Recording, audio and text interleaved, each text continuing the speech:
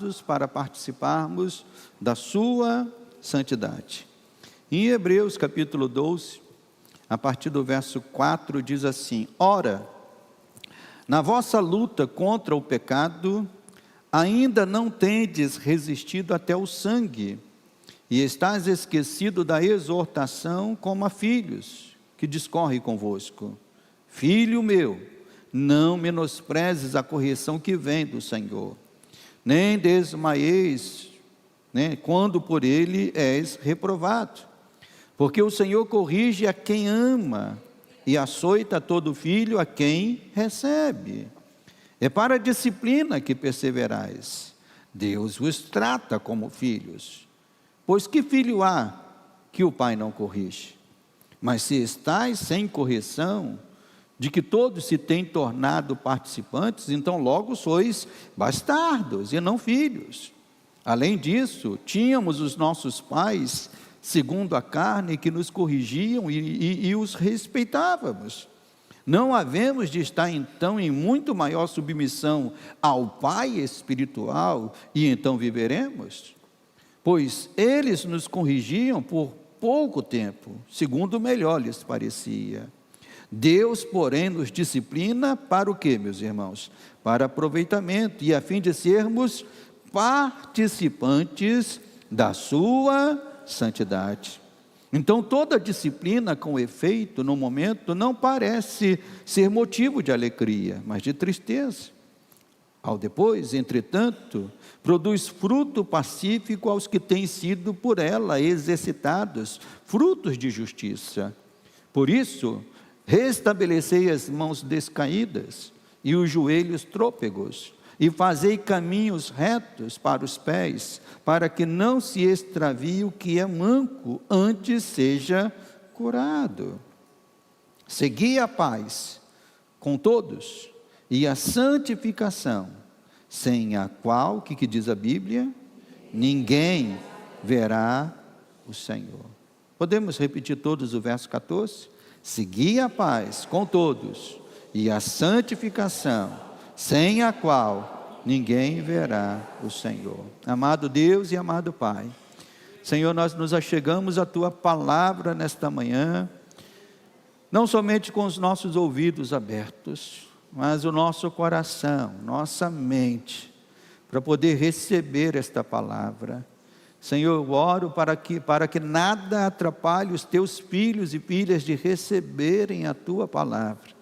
Que a atenção seja a melhor possível, que o coração esteja aberto, Senhor, e que, ó Deus, esse coração se torne uma boa terra, para que essa palavra não somente possa entrar, mas possa germinar, crescer e produzir frutos para a Tua glória. Nós Te pedimos isso em Cristo. Amém. Os irmãos podem assentar. Meus irmãos, o termo santo, eu estava até observando aqui nos louvores que nós cantamos, eu não fiz a contagem certa, mas acredito que dos 5 louvores que nós cantamos aqui, talvez pelo menos uns 3 tinha a palavra santo envolvida no louvor e direcionada para Deus. Por quê? Porque o termo santo, de forma plena, só pode ser atribuído a Deus. Só Ele é 100% santo. Quem concorda com o pastor? Só Deus é 100% santo. Todos nós, por mais que nos esforcemos, trabalhemos, nosso percentual vai ficar longe disso. Alguns podem até chegar a um percentual um pouco mais elevado, mas ficamos longe disso. Só Deus é 100% santo. Porém, tudo aquilo que se relaciona com Deus, recebe por correspondência o nome de santo. Nós não somos santos, mas por estarmos nos relacionando com Deus, nós recebemos de sua santidade. Por exemplo,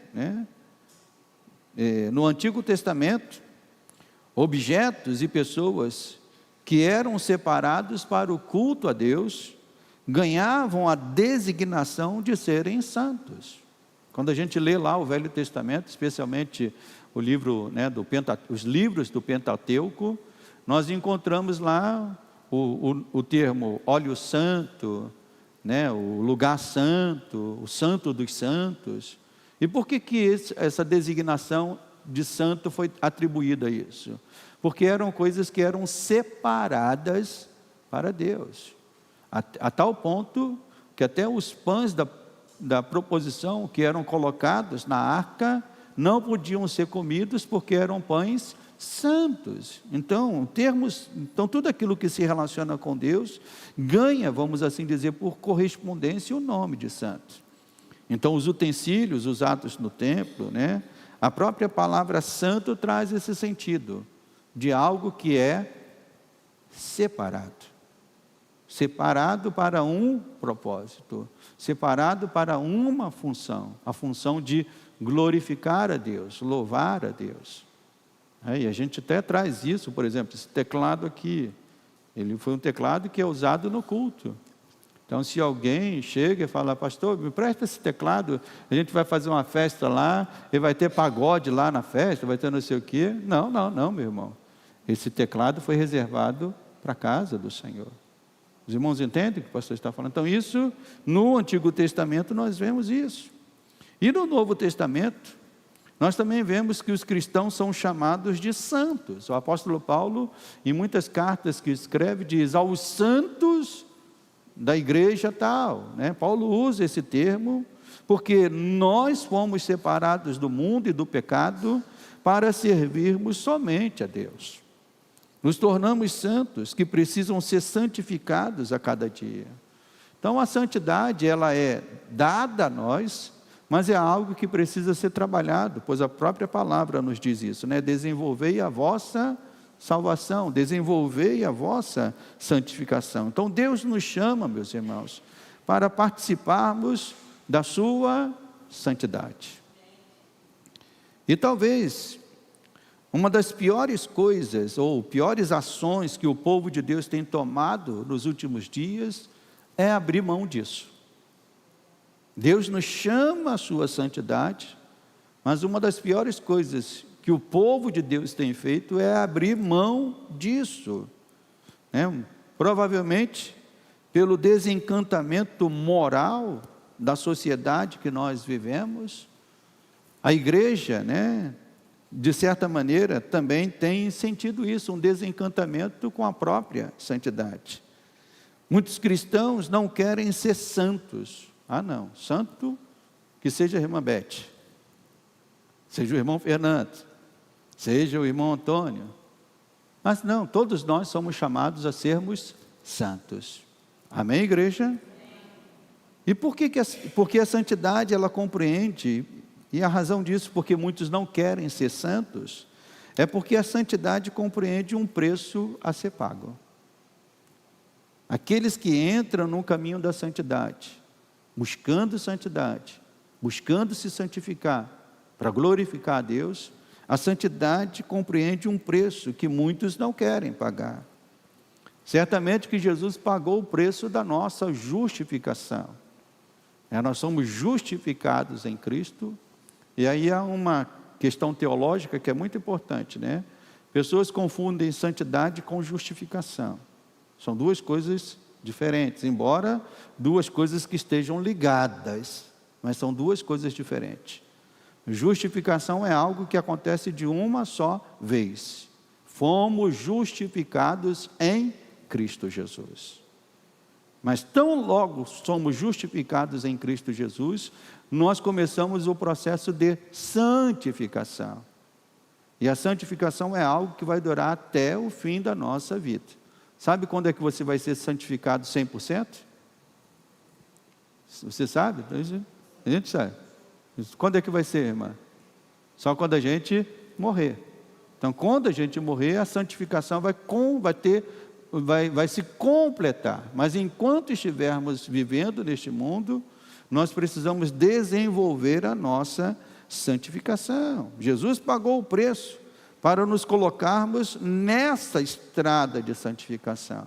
Então, todo cristão salvo em Cristo Jesus já foi colocado na estrada da santificação. Ele precisa trilhar esse caminho. né? E obviamente que ao trilharmos este caminho da santificação, isso provoca dores, provoca perdas, porque quando você busca santificação, aqueles que não buscam isso vão se afastar, não vão querer andar. Busca confrontos. Quando nós andamos no caminho da santidade, nós somos confrontados de todos os lados. Todos os lados. A começar pelo próprio Deus, como diz o texto bíblico, né? Que Deus disciplina aos filhos que ama. E aí o texto bíblico até diz assim, né? E eu até, quando estava lendo aqui com os irmãos, eu até pensei no tempo que nós estamos vivendo, né? Porque diz aqui, é para a disciplina, verso 7, é para a disciplina que perseverais. Deus vos trata como filhos, pois que filho há que o pai não corrige? Mas quem escreveu o livro de Hebreus, se chegasse no nosso tempo, ele ia ver, meu Deus, hoje o que tem de pais que não mais corrige os seus filhos, mas na época aqui em que foi escrito, isso não era a prática. A prática era que os pais tinham autoridade sim, para corrigir os filhos.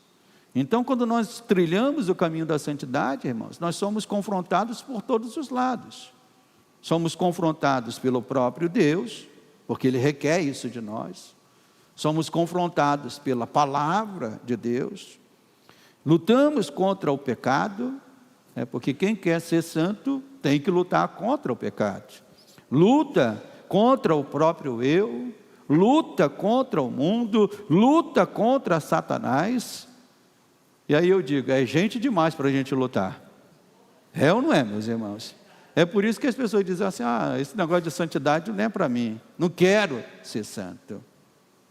Mas nós que somos chamados cristãos, né, nós temos uma garantia, que aquele que é santo perfeitamente, ele se coloca ao nosso lado nesse processo de santificação.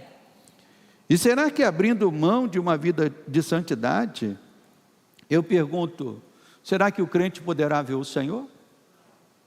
Porque o texto bíblico é bem claro, sem a santidade, o que diz o texto bíblico? Ninguém verá o Senhor. E parece que tem muitos cristãos que estão querendo ver se isso é verdade, né? Que estão vivendo uma vida sem santidade, mas estão plenos de que verão o Senhor. Mas a Bíblia diz que sem santidade ninguém verá o Senhor. Então, lamentavelmente, muitos estão acreditando que sim.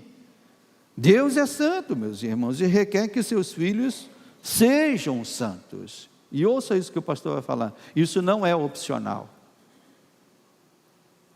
Ser santo não é algo opcional, é um mandamento bíblico, sede santos. E hoje nós vamos ver como podemos e devemos ser participantes dessa santidade de Deus. O texto diz aqui no verso 10, pois eles nos corrigiam por pouco tempo, segundo melhor lhes parecia. Deus, porém, nos disciplina para aproveitamento.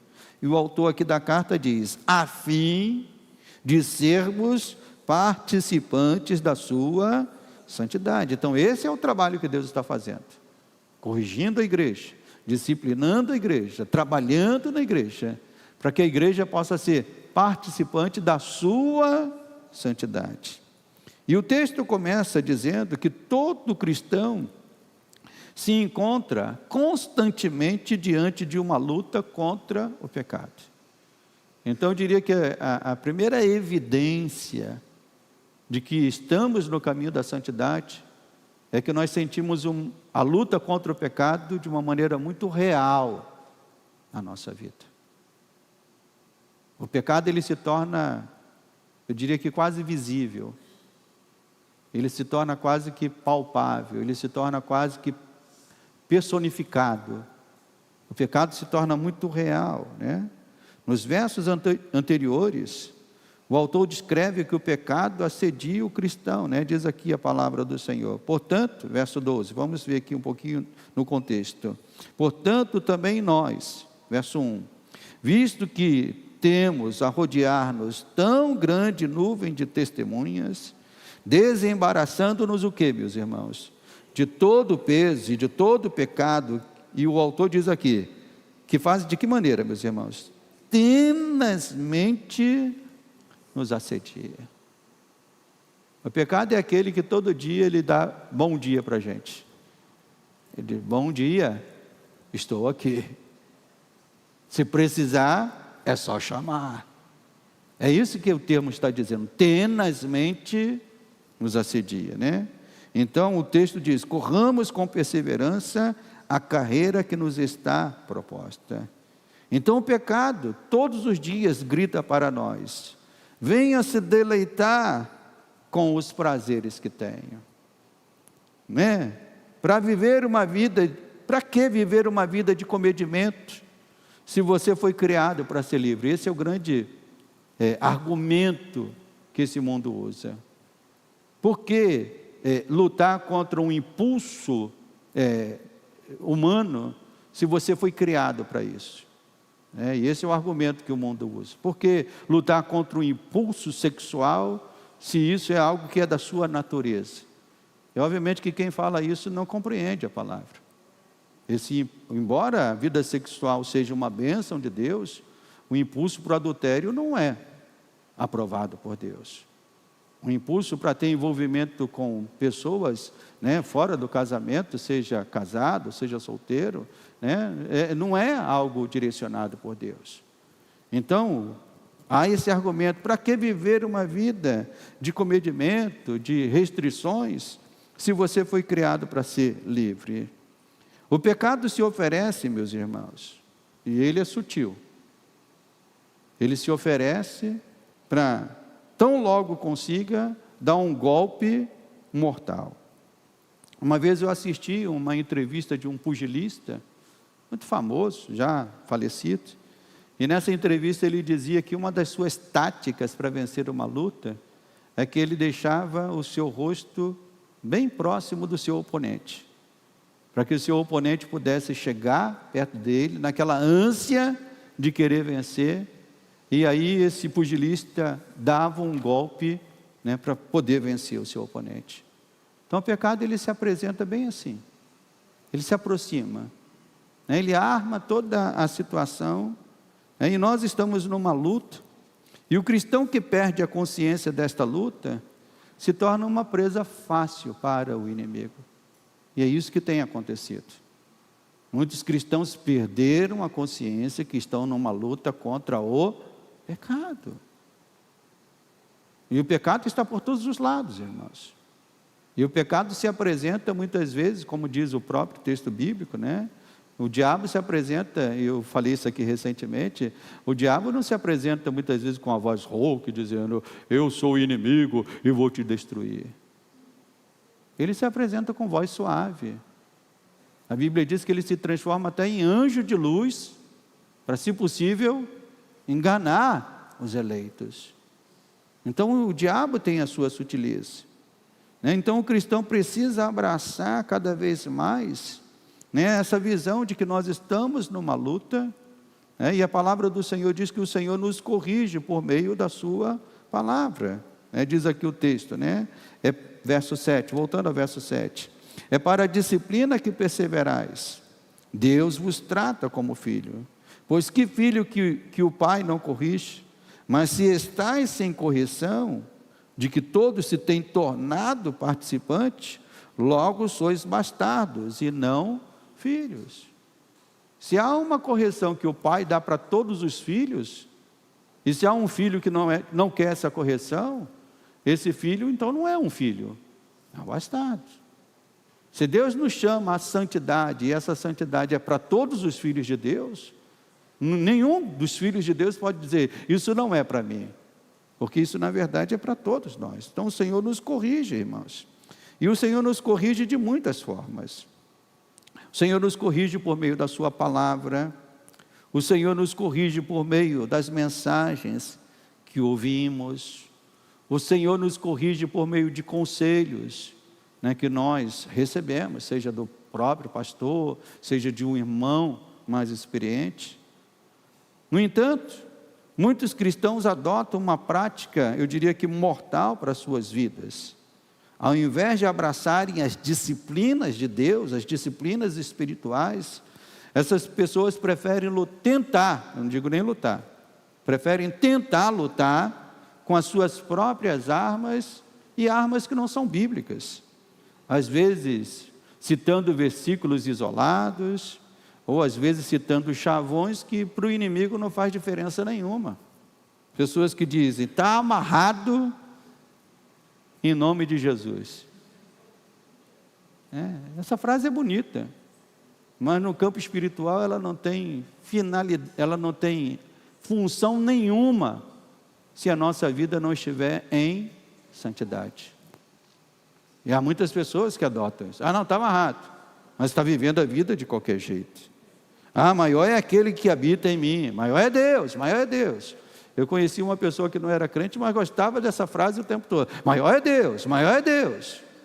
Mas essa frase na boca dele não tinha finalidade nenhuma, porque ele estava vivendo uma vida entregue. Então, tais frases, irmãos, não tem efeito numa vida sem santidade. Eu diria que isso tem outro nome, mas não vou nem falar o nome que é, para de repente não ser tão duro nesta manhã. Mas quem usa isso, essas frases como frases chavões, isso tem outro nome. Isso não tem nada a ver com a Bíblia, não tem nada a ver com a fé, né, que busca a verdadeira santidade. E o próprio texto nos mostra isso, que um filho sem correção, um filho que não se submete à disciplina, não é filho. O texto diz que é um bastardo. Eu não quero ser um bastardo de Deus. Eu pergunto, você quer ser um bastardo de Deus? Então, se não quer, corra e permita que Deus corrija a tua vida. Corra e diga, Senhor, esse-me aqui, eu sou teu filho, me corrige, me disciplina como tu queres, Senhor. Então, se queremos ser filhos, temos que aceitar a disciplina que vem do Senhor, pois Ele tem um motivo bem definido com essa disciplina. E às vezes a gente até esquece disso. Todo bom pai, ele é chamado de chato em algum momento da vida do filho. É ou não é? Você já foi chamado de chato pelo seu filho? Então, não leve isso para o coração, não. Né? Não leve isso para o coração.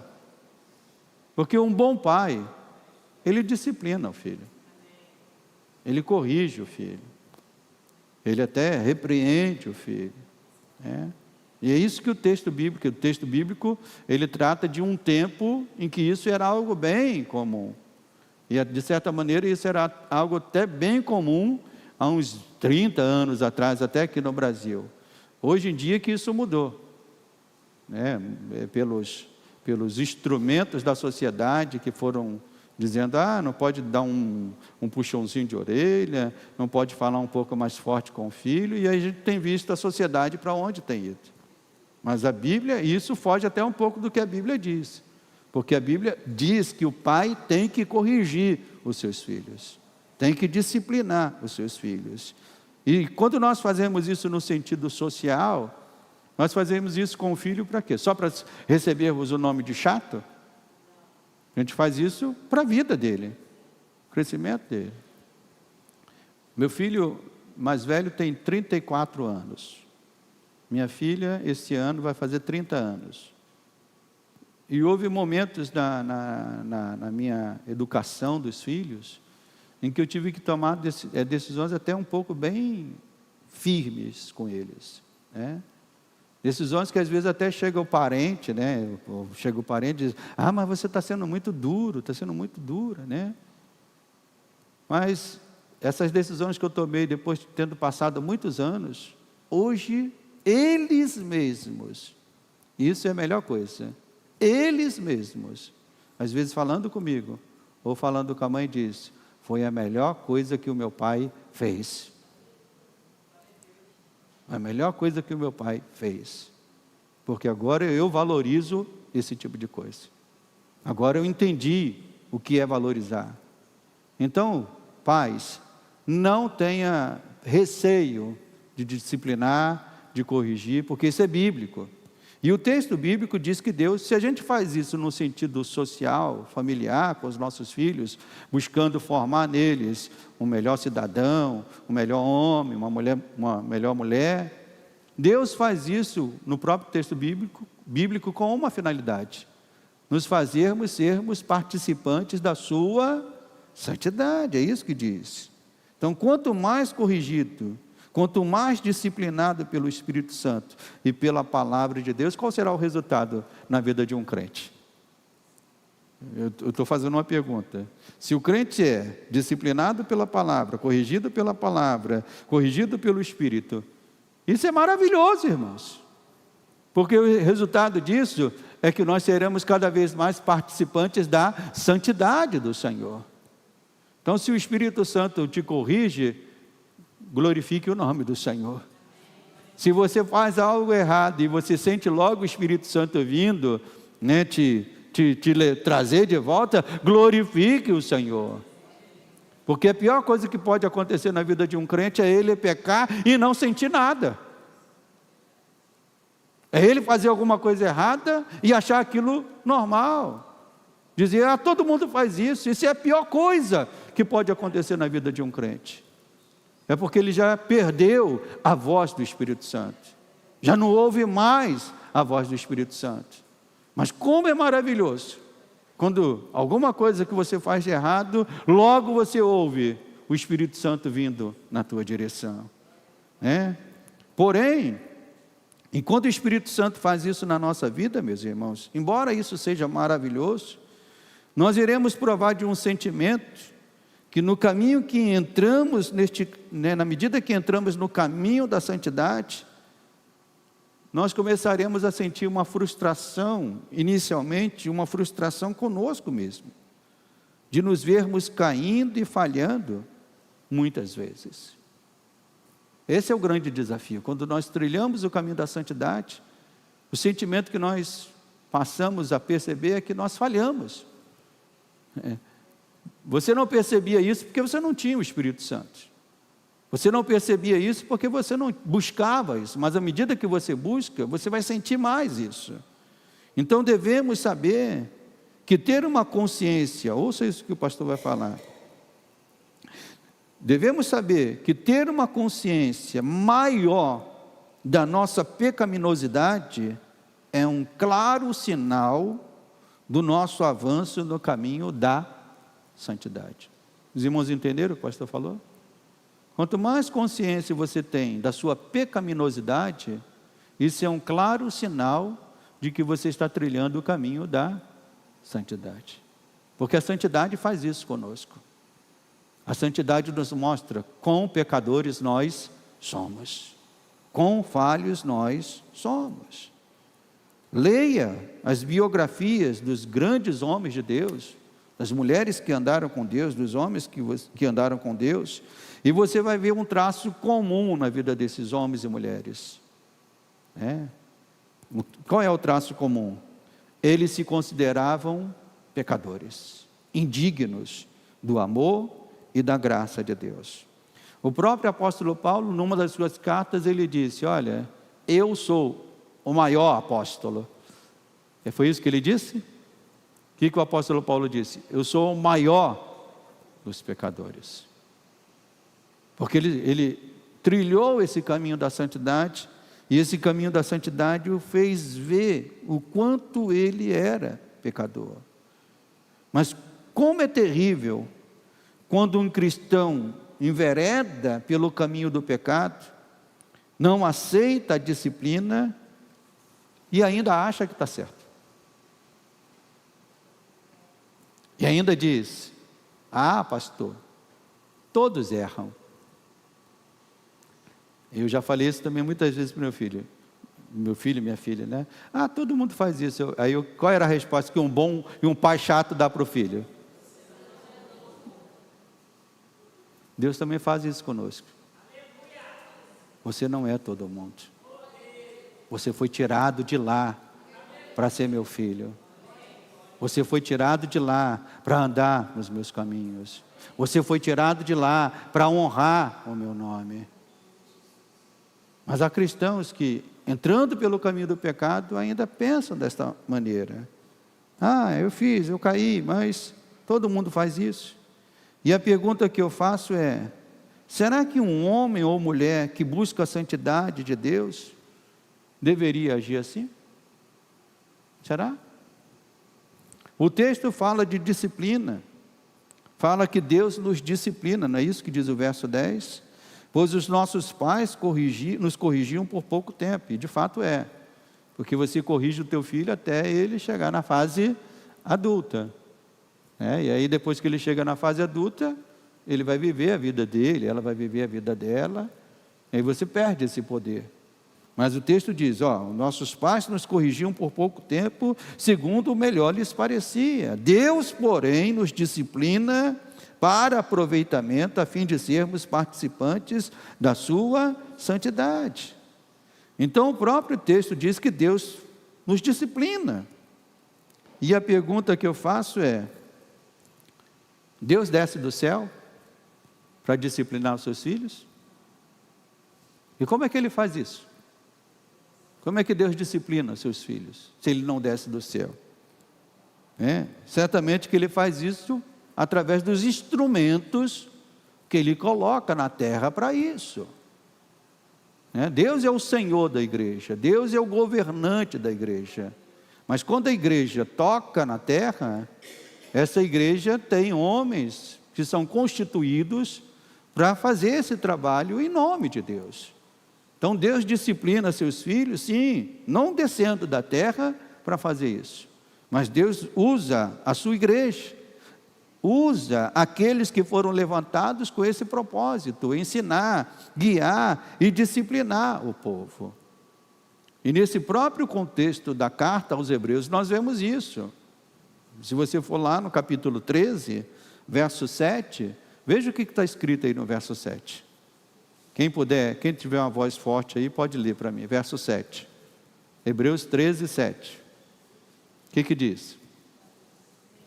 Pode ler.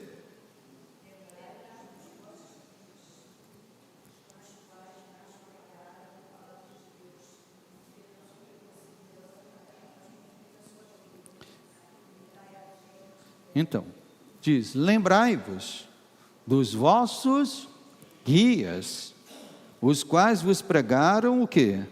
A palavra de Deus, considerando atentamente o fim da sua vida, e o próprio texto diz: imitai a fé que eles tiveram.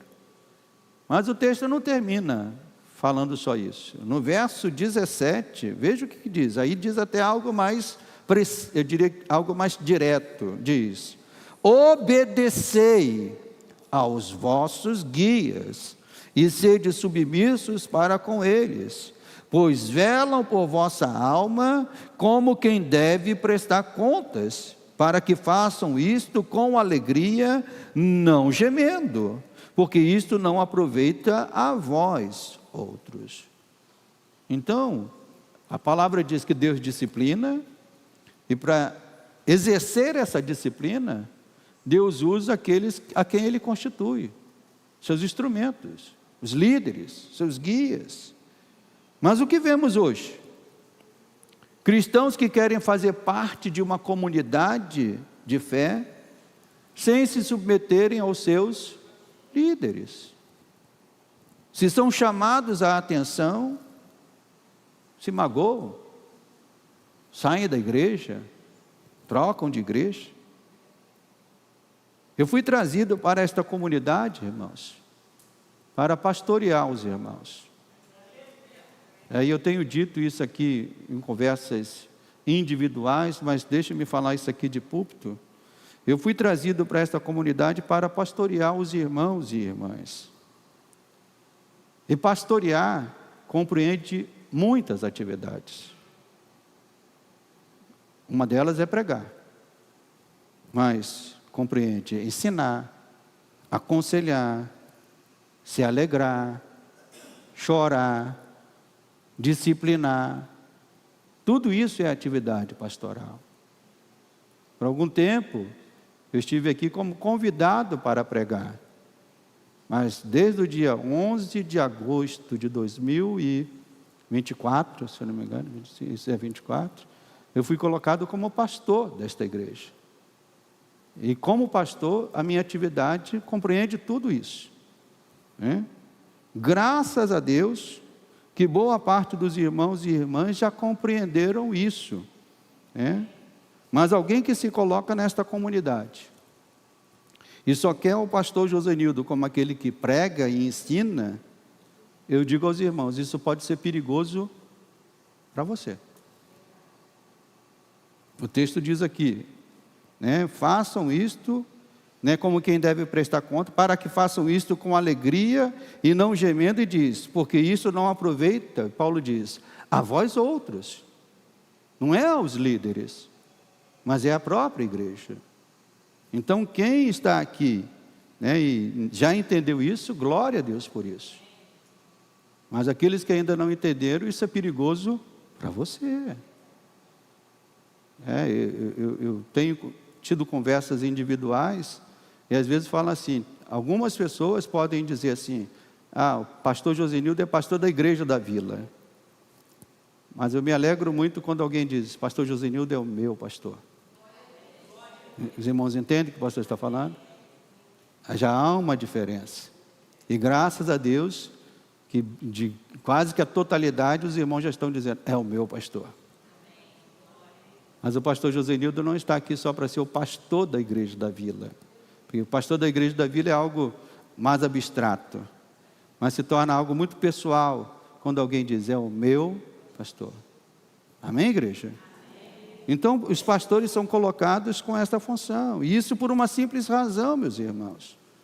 Porque não conseguimos, escuta isso que o pastor vai falar, não conseguimos avançar na santidade sem nos relacionarmos com outras pessoas. E especialmente, principalmente, com aqueles que Deus colocou para velar por nossas almas. A santidade é um trabalho feito por muitas pessoas. É um trabalho nosso individualmente, mas nós não conseguimos fazer isso sozinhos. Precisamos de outros. Precisamos dos nossos líderes. Né? Todos nós provamos momentos, como diz o texto bíblico aqui de Hebreus, em que as nossas mãos descaem e os nossos joelhos vacilam. Não diz isso aqui no verso 12? Por isso, restabelecei as mãos descaídas e os joelhos trôpegos, e fazei caminhos retos para os pés, para que não se extravie o que é manco, antes seja curado. E quem é que levanta o outro quando a mão está descaída? Quem é que ajuda o outro quando os joelhos estão trôpegos? Então, quando alguém está ali com as pernas meia fracas, tem que pedir ajuda. E o caminho da santidade compreende isso. Termos pessoas que nos ajudam, e uma dessas pessoas certamente são os nossos líderes, são os pastores. Então todos nós provamos momentos desse. E como é precioso quando contamos com irmãos e irmãs para nos ajudar e nos levantar. Também é importante ressaltar que a vida de oração e a vida de crescimento na palavra nos leva também para uma tristeza conosco mesmo, para depois nos levar ao consolo do Espírito Santo. Então, quando a gente trilha o caminho da santidade, um sentimento muito comum é, vemos mais o nosso pecado. E um outro sentimento é esse, é que nós vamos, através da oração e através do crescimento da palavra, nos sentir também tristes com isso. Quando eu falo triste, é aquilo que a Bíblia diz, há tristezas que são boas, há tristezas que geram despertamento. Os irmãos que começaram aí na jornada de leitura bíblica, talvez tenham tido esse sentimento de terem ficado tristes, porque não fizeram isso por um bom tempo. Mas essa tristeza é boa, porque é uma tristeza de despertamento. É uma tristeza que está dizendo, não deixe de fazer isso. A palavra de Deus, e a gente precisa sempre ter esse contato com a palavra de Deus é um espelho que revela o estado da nossa alma. As irmãs aqui, geralmente, os homens talvez até saiam sem olhar no espelho, mas as mulheres não. né? As mulheres sempre se olham no espelho para saber se o cabelo está no lugar, tal.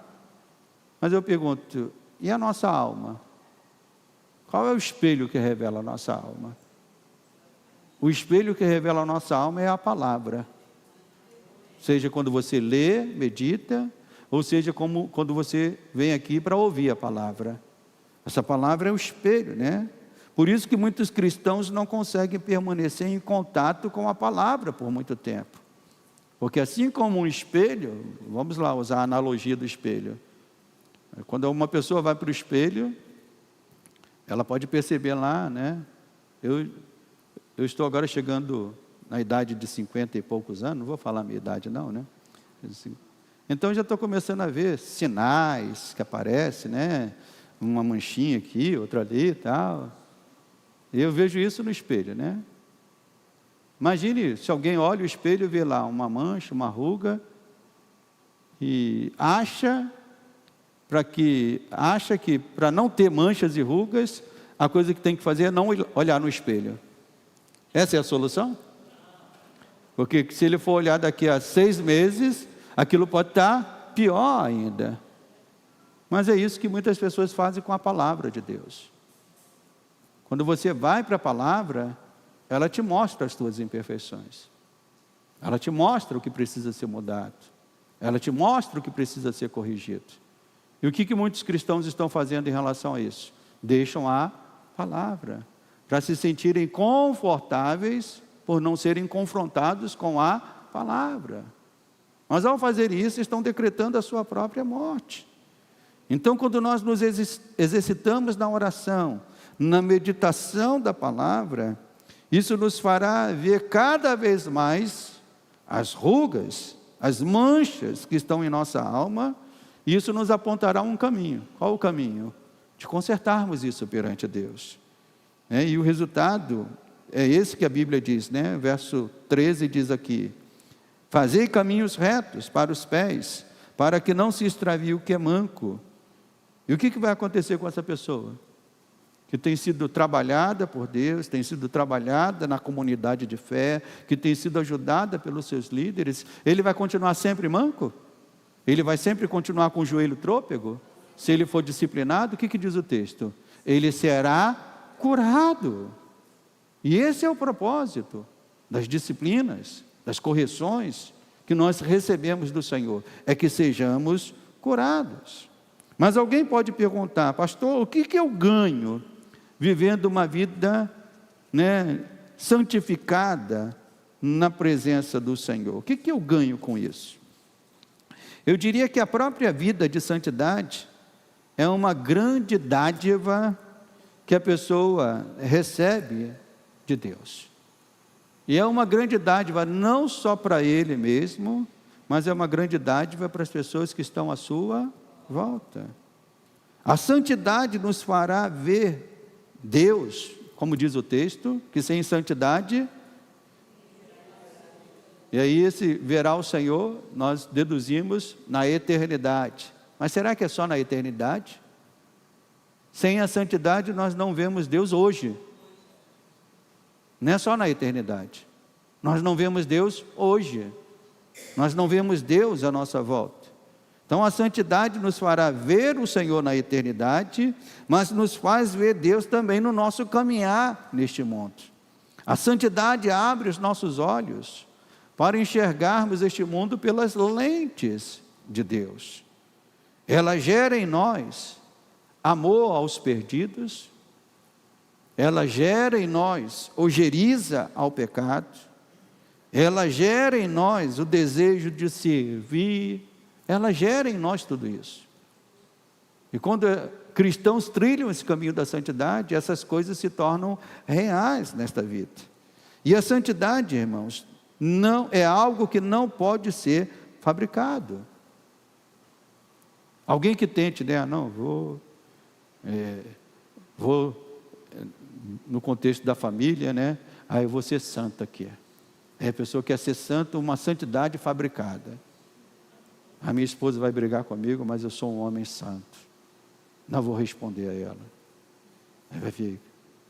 Não vai durar muito. Na metade do dia, já vai estar respondendo. Porque santidade não é algo que pode ser fabricado. O autor J.C. Ryle, no seu livro sobre santidade, ele escreveu o seguinte, escute: a santidade é como a luz, quando existe, é percebida. É como o sal, quando existe, seu sabor fatalmente será sentido. É como o perfume aromático, quando existe, sua presença não pode ser ocultada. Então, santidade é como a luz, é como o sal, é como o perfume. Todo mundo sabe quando uma comida está sem sal. Todo mundo que já provou o sal, sabe quando uma comida está sem sal.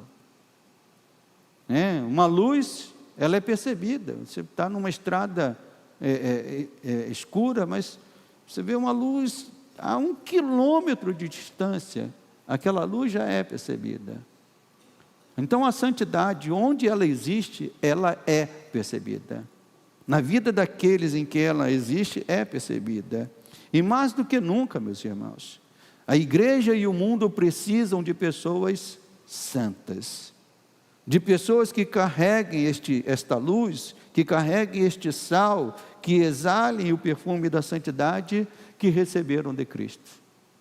O apóstolo Paulo diz que nós somos o bom perfume de Cristo. E o perfume é algo que não passa desapercebido. Um bom perfume, a gente logo sente. Então a santidade, diz o texto bíblico, que sem santidade, ninguém verá o Senhor. Seja nos céus, e se a gente se alguém que ande sem santidade não verá o Senhor nos céus, eu pergunto, e na terra? Muito menos então. E nesse chamado à santidade, meus irmãos, nós não estamos sós.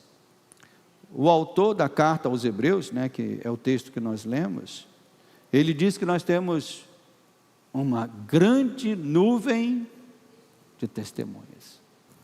E o capítulo 12 é a coroação do capítulo 11, que é chamado de a galeria dos heróis da fé.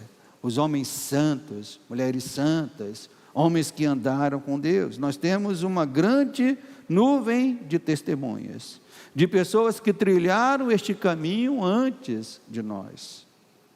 E a marca comum entre todas estas pessoas que trilharam o caminho da santidade é que eles olharam para uma direção. Vamos aqui no capítulo 12, diz aqui o texto, Olhando, portanto também, verso 1, portanto também nós, visto que temos a rodear-nos tão grande nuvem de testemunhas, desembaraçando-nos de todo o peso do pecado que tenazmente nos assedia, corramos com perseverança a carreira que nos está proposta. E aí vem o que todos os santos do passado fizeram e que nós precisamos fazer, olhando firmemente para quem, meus irmãos?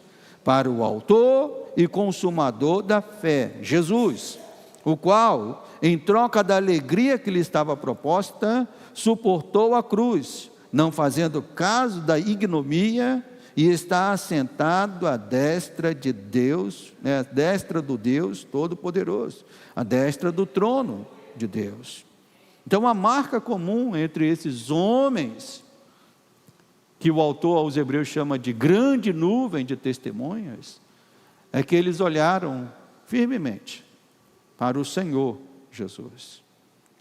Olharam firmemente para aquele que aceitou tomar a cruz em nosso lugar.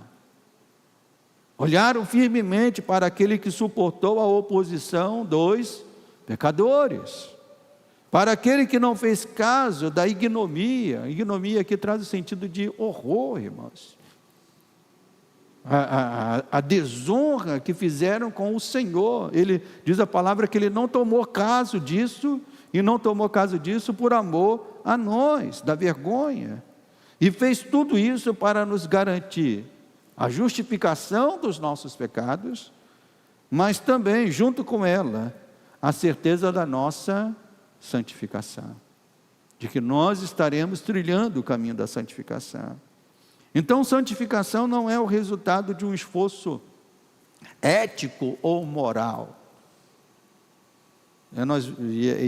Isso fica muito claro para quem acompanha as coisas que acontecem na sociedade, né, especialmente na política.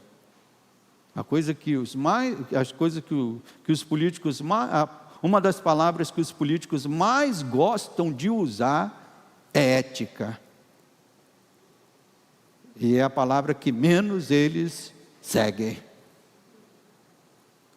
Santificação não é resultado de uma ética ou moral que uma sociedade possa criar.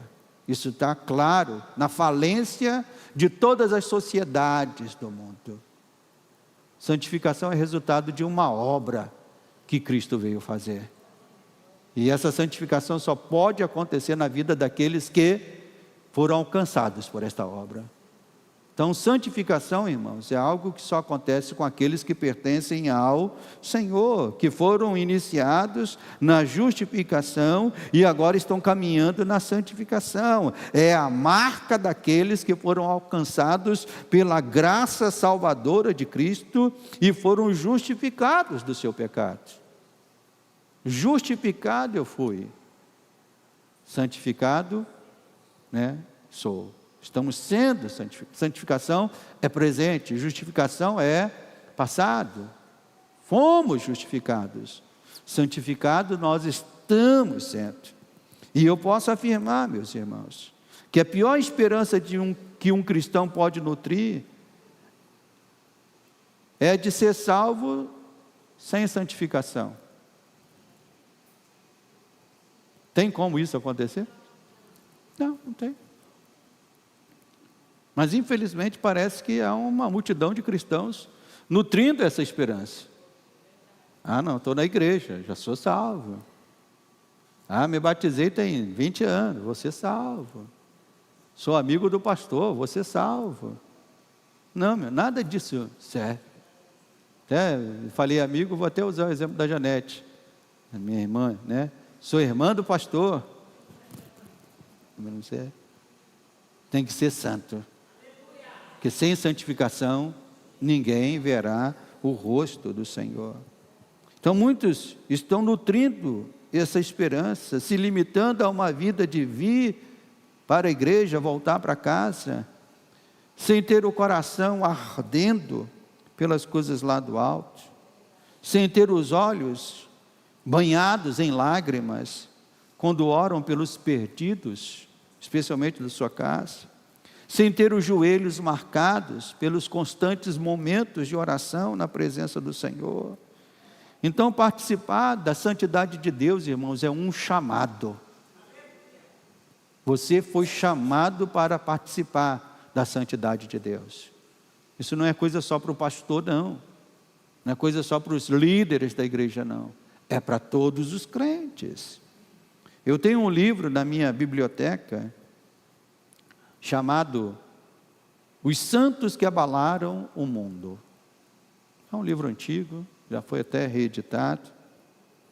E ele traz a biografia de homens que são chamados, né, pela Igreja Católica, homens e mulheres que são chamados pela Igreja Católica de santos, né? Santo Agostinho, São Francisco de Assis.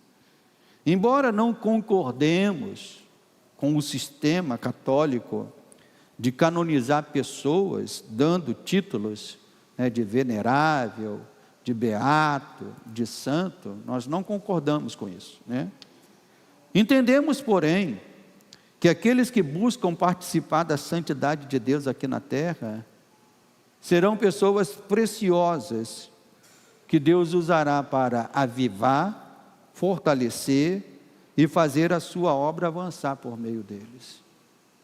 E quando eu leio a história destes homens e mulheres, eu fico admirado de como foram homens que se dedicaram à causa do Senhor.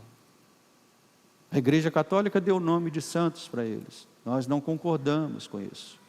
Mas isso não tira o apreço que podemos ter pela dedicação que tiveram. E entendemos que é isso que a igreja precisa nos nossos dias.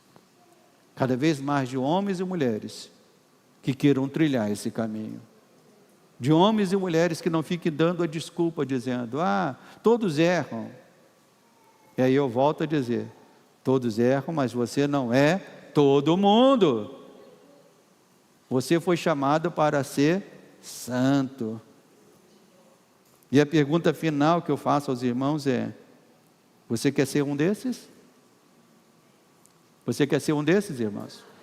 Que trilha o caminho da santidade? Você quer ser um desses?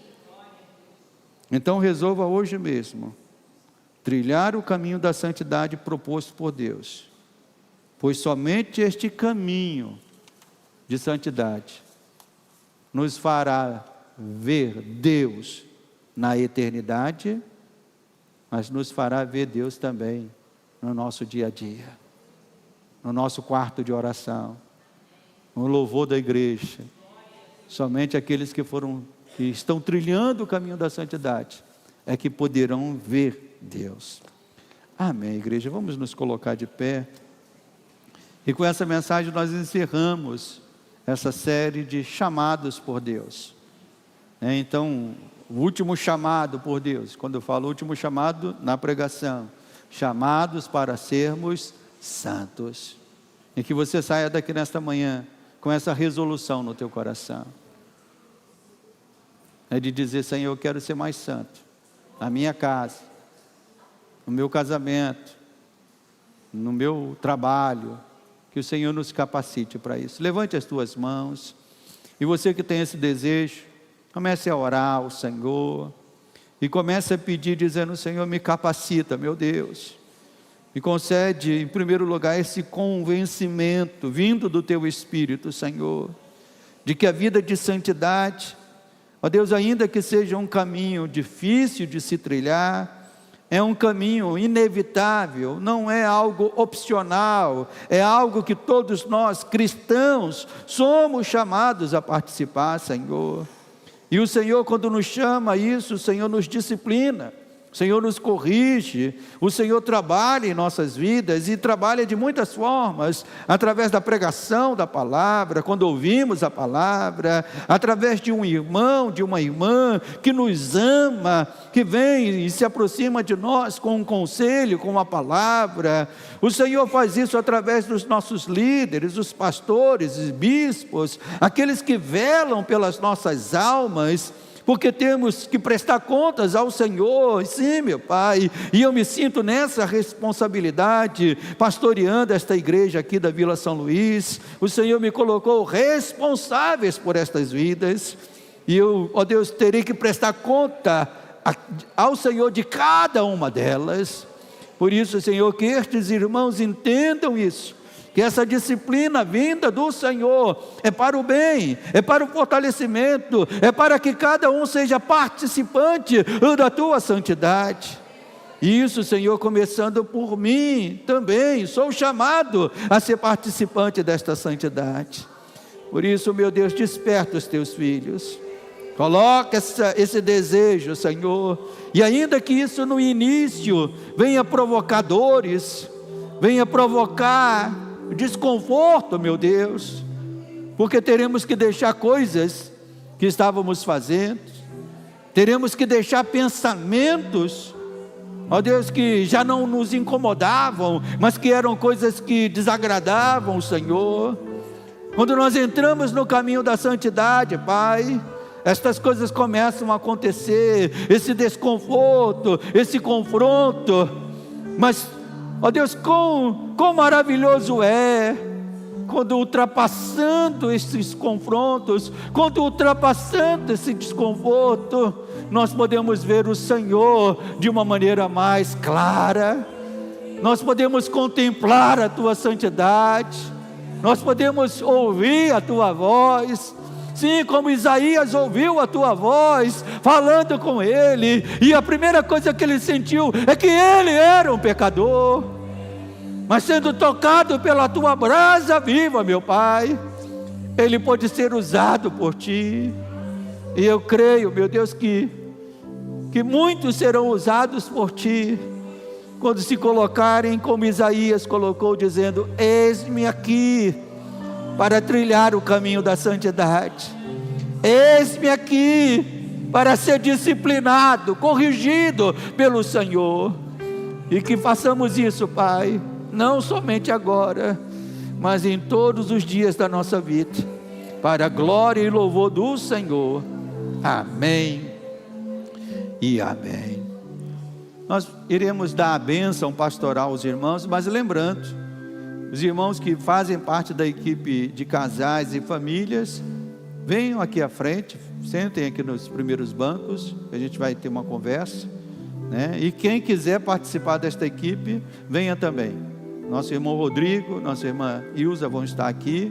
Eu vou só ali me despedir de alguns irmãos e depois vou voltar para a gente poder falar, fazer a nossa reunião. Amém, meus irmãos? Então quem for da equipe, não vai embora agora não. Tem mais um pedacinho de culto para você. Tem mais um pedacinho de reunião. E você que quer participar, fale com o irmão Rodrigo e venha. Se não puder ficar, pastor, eu quero participar, mas hoje eu não vou poder ficar. Então fale com o irmão Rodrigo dizendo: olha, eu quero participar, não vou ficar, mas eu quero participar, para que ele tenha a ideia de irmãos e irmãs que queiram nos ajudar. Levante a sua mão assim. Amado Deus e amado Pai, se temos chegado ao final desta reunião, que o Senhor nos leve agora, guardados, protegidos. Ó Deus, que a Tua graça seja constante sobre nós, e suplicamos que o Espírito Santo, que é santificador, esteja sobre nós, fazendo essa palavra ser aplicada, vivida por cada um de nós, para a glória do Senhor. Amém. Que Deus abençoe a todos. Até logo mais à noite. Hoje tem culto. É domingo que vem que não tem culto à noite, mas hoje tem. Então os irmãos, por favor, voltem logo mais para estarmos aqui. Aleluia.